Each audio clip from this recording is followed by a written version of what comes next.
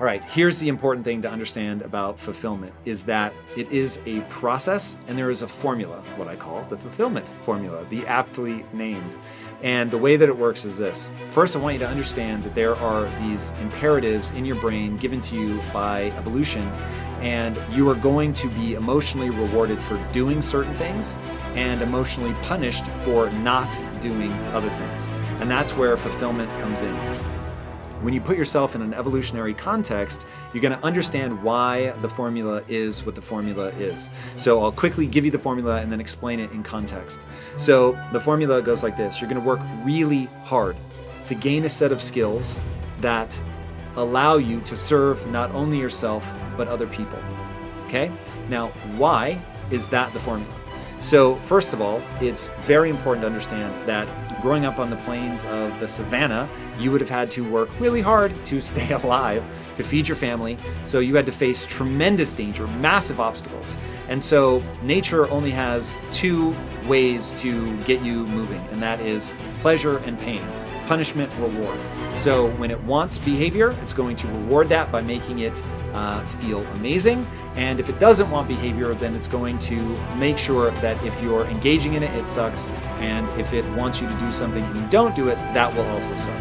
So this is where pleasure and pain come in, and where you have to really understand why this cycle is so deeply embedded in your brain. So because from an evolutionary standpoint, working hard was necessary for survival, then working hard has to feel good. And conversely, if you're not working hard, then you're going to feel a deep sense of unease. So that's why I say that the first step in the fulfillment formula is that you're going to have to work really hard to gain a set of skills. Now, the reason that you're working hard is because if you don't work hard, even now in a modern context where you can probably get away without putting that much time and effort into something, the reason that fulfillment is going to demand it is because from an evolutionary standpoint, you needed to have that embedded in your brain, the directive to work hard to accomplish these things. So working hard really is its own reward, Dad, something that he used to tell me all the time when I was a kid, and he's absolutely right.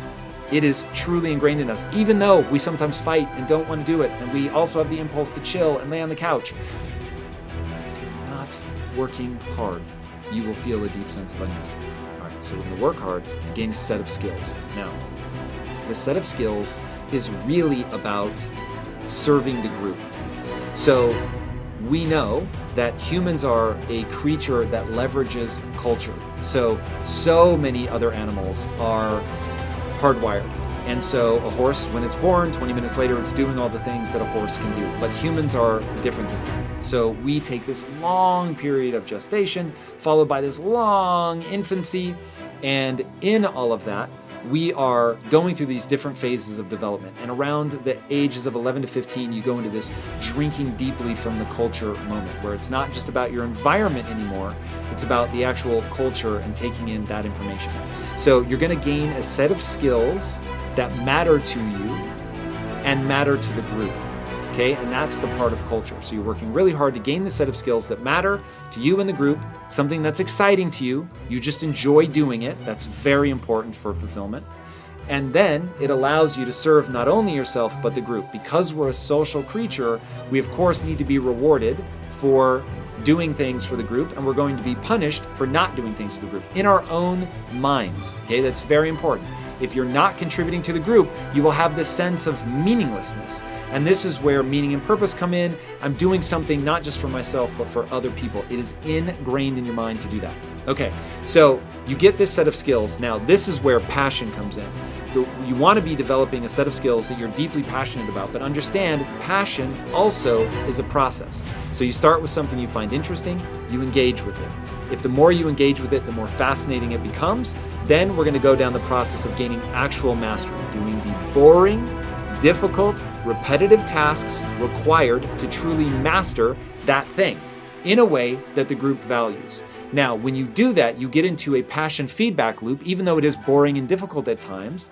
As you get better at this thing that matters to the group gives you feedback. And that feedback, when it's positive, feels wonderful. Thank you for whatever your contribution is. Oh my gosh, it really matters. It's amazing. Thank you so much. Which makes you want to do more, which to get that feedback more, you're going to need to go get better at that thing.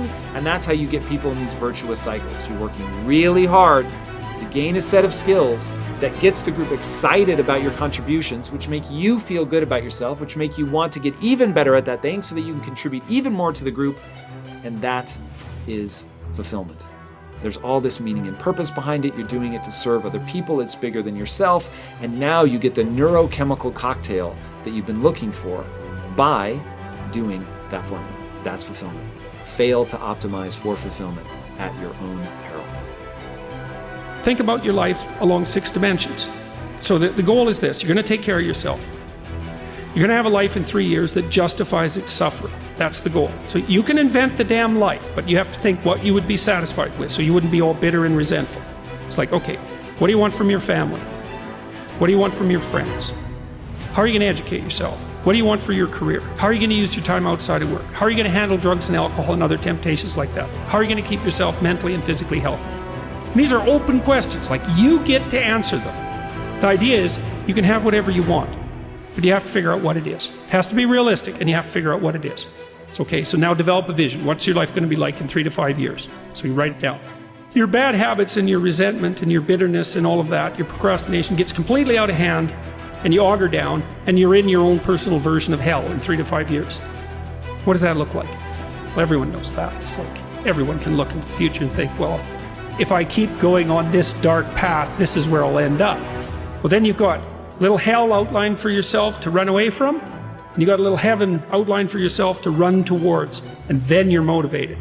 Because sometimes, you're just hopeful. I would like a good thing to happen. It's like, yeah, but I'd like to drink half a bottle of whiskey tonight too. It's like, so which is it going to be? Well, just being hopeful about the future might not be enough, but then you think, oh, I see, like, there's that little hell thing that I outlined that's waiting for me. And maybe I'm afraid of taking the next step forward because it's demanding and challenging. It's like, yeah, I'm afraid of that, but I'm way more afraid of where I might end up if I don't get my act together. And people should be. That's why there are conceptions of hell in so many religions. It's like, hell is a real place. Whether it's eternal, that's a whole different question. Whether it's waiting for you in the afterlife, that's a whole different question. But if you've never met anyone in hell, you haven't lived very long. You haven't had your eyes open. But most of the time you should think, where am I falling short of the ideal? My own ideal. Doesn't have to be one that someone puts on you. Where am I less than I should be? Where am I bitter? Where am I making the world a worse place than it has to be? Like, you ask yourself those questions, you'll be in for a big shock. You say, well, what would happen if you stopped doing that? Stop saying things that make you weak. Stop telling lies that you know to be lies. Stop doing things you know to be useless and counterproductive. Aim high. Adopt some responsibility. And then see what the hell happens. You want to lay your life out so that it's providing you what you need to not be bitter and to work for your best interests and for the interests of everyone else.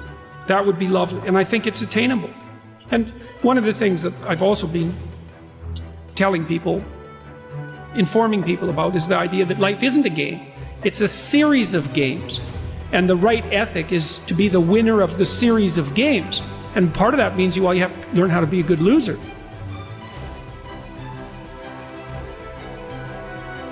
Let's say that you can pick your level of competition in life to some degree. Okay, so let's say you pick a level of competition where you're always winning. It's like, well, all that means is you picked the wrong level of competition. Yes. To be a winner, you want to be disciplined, you want to know what you're doing, and then you want to be on the edge where your skills are being developed. And if you're going to be on the edge where your skills are going to be developed, you're at a place where losing is always a possibility. Because otherwise you're not pushing yourself beyond your current capacity. One of the things that I've outlined in 12 Rules for Life is a theory of meaning.